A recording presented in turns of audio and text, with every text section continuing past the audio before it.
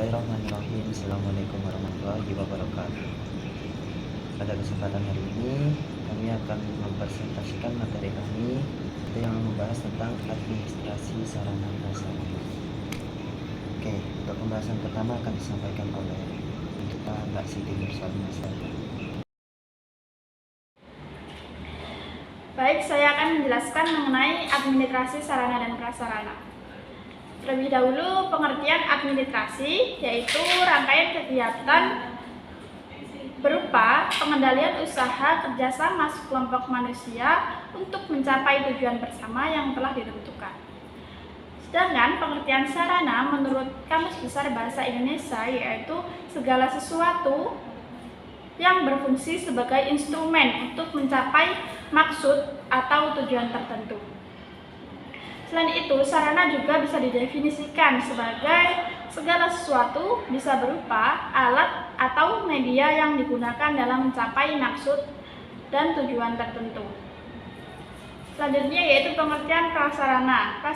Prasarana dapat didefinisikan sebagai segala sesuatu yang dapat menunjang tercapainya suatu proses. Jadi dapat disimpulkan administrasi sarana dan prasarana adalah kegiatan pengelolaan berbagai fasilitas yang digunakan secara langsung maupun tidak langsung agar dapat dimanfaatkan secara efektif dan efisien dalam mencapai tujuan tertentu yang telah ditetapkan. Selanjutnya mengenai bentuk-bentuk kegiatan administrasi sarana dan prasarana.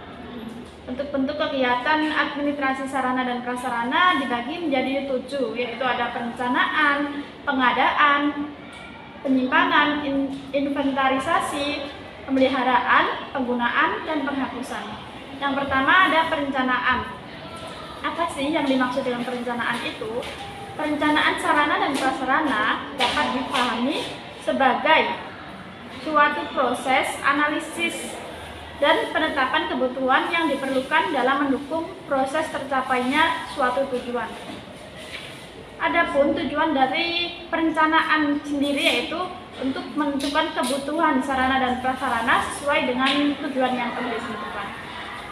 Tujuan yang kedua yaitu mencapai tersedianya fasilitas yang mendukung kelancaran kegiatan, mengatur pemanfaatan sarana dan prasarana menjadi pedoman dalam pengadaan, pemeliharaan, dan kegiatan-kegiatan selanjutnya. Yang terakhir ada mengoptimalkan penggunaan sumber daya. Nah, adapun langkah-langkah untuk perencanaan sendiri yaitu menentukan tujuan, perhatikan kondisi sekitar, menentukan fasilitas, dan merancang strategi pemenuhan untuk mencapai suatu tujuan tersebut. Yang terakhir ada menyusun rencana operasional. Pada kegiatan yang kedua yaitu pengadaan. Pengadaan merupakan seluruh kegiatan pemenuhan sarana dan prasarana yang diperlukan guna membantu terlaksananya tugas.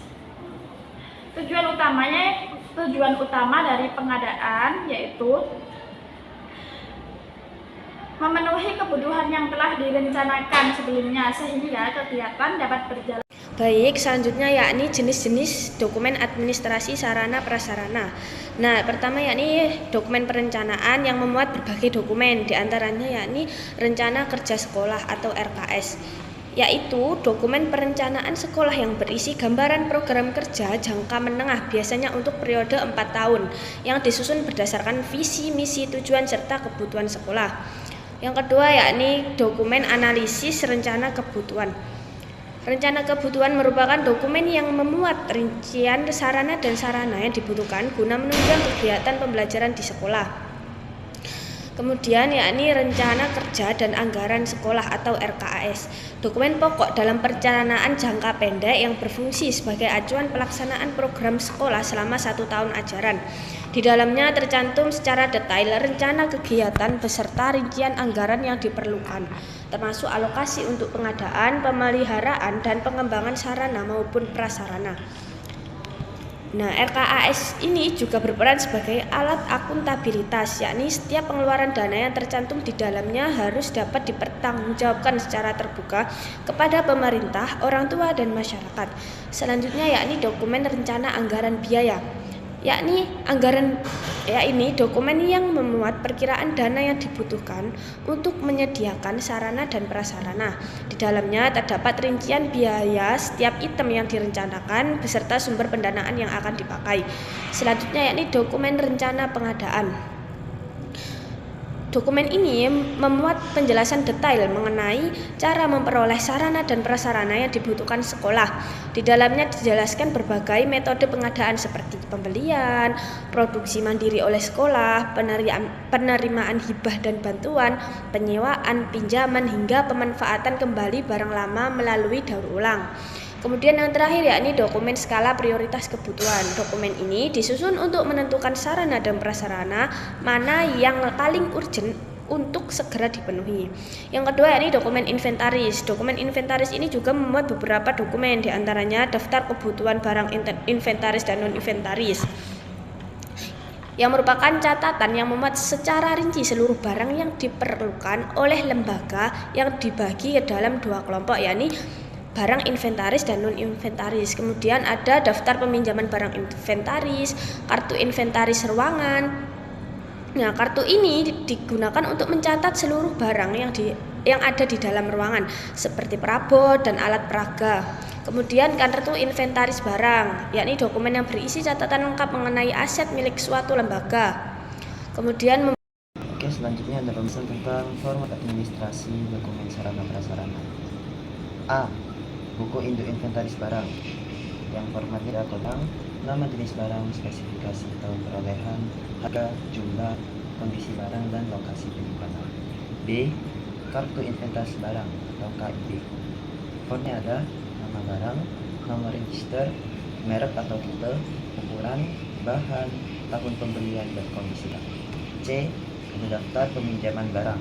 Formatnya yaitu ada nama peminjam, nama barang, tanggal pinjam, tujuan penggunaan, tanggal pengembalian, dan kondisi barang setelah tunai. D. Buku pemeliharaan. Formatnya ada nama barang, jenis perawatan atau perbaikan, tanggal pelaksanaan, biaya perawatan, dan penanggung jawab. E. Ada buku penghapusan barang. Formatnya ada nama barang, kondisi barang, alasan penghapusan, nomor berita acara, dan nama tanggal penghapusan. Dan yang terakhir F, ada laporan triwulan dan tahunan inventaris. Formatnya ada daftar barang per awal tahun, mutasi barang selama periode tertentu, daftar barang per akhir tahun, dan catatan kondisi barang. Ya, selanjutnya ada fungsi, bentuk, dan format administrasi. 1. Menjamin akuntabilitas dalam pengelolaan aset sekolah. 2. Menjadi dasar dalam proses audit dan pengawasan eksternal. 3. Membantu sekolah dalam menyusun perencanaan kebutuhan sarpras berikutnya. 4. Mendukung kelancaran proses akreditasi sekolah. 5. Memberikan transparansi penggunaan anggaran pendidikan. 6. Memastikan barang-barang sekolah dapat digunakan secara optimal sesuai tujuan pembelajaran. Ya, oke. Kita sudah sampai di akhir materi kita, dan kami akan membacakan kesimpulan dari materi kami yang telah kami sampaikan. Administrasi sarana dan prasarana adalah serangkaian kegiatan pengelolaan fasilitas pendidikan, baik yang digunakan secara langsung maupun tidak langsung, agar dapat dimanfaatkan secara efektif dan efisien untuk mencapai tujuan pembelajaran. Bentuk-bentuk kegiatan administrasi sarana dan prasarana mencakup perencanaan, pengadaan, inventarisasi, penyimpanan, pemeliharaan, penggunaan, dan hingga penghapusan. Jenis-jenis dokumen administrasi sarana dan prasarana meliputi dokumen perencanaan seperti RKS, RKAS, dan Renstra. Kemudian ada dokumen inventarisasi seperti IB dan kartu inventaris ruangan. Kemudian ada daftar penerimaan barang. Terus ada dokumen pemeliharaan dan perbaikan, dokumen penghapusan seperti buku penghapusan, serta dokumen laporan seperti laporan triwulanan dan tahunan. Bentuk dan format administrasi sarana dan prasarana diwujudkan dalam berbagai catatan resmi yang disusun secara sistematis, seperti format buku inventaris, kartu inventaris, buku pemeliharaan, buku penghapusan, hingga laporan berkala. Ayo, sekian dari kami. Apabila ada salah dari perkataan kami mohon maaf sebesar-besarnya. Wal akhiran syukran ala husni mamikum. Wassalamualaikum warahmatullahi wabarakatuh.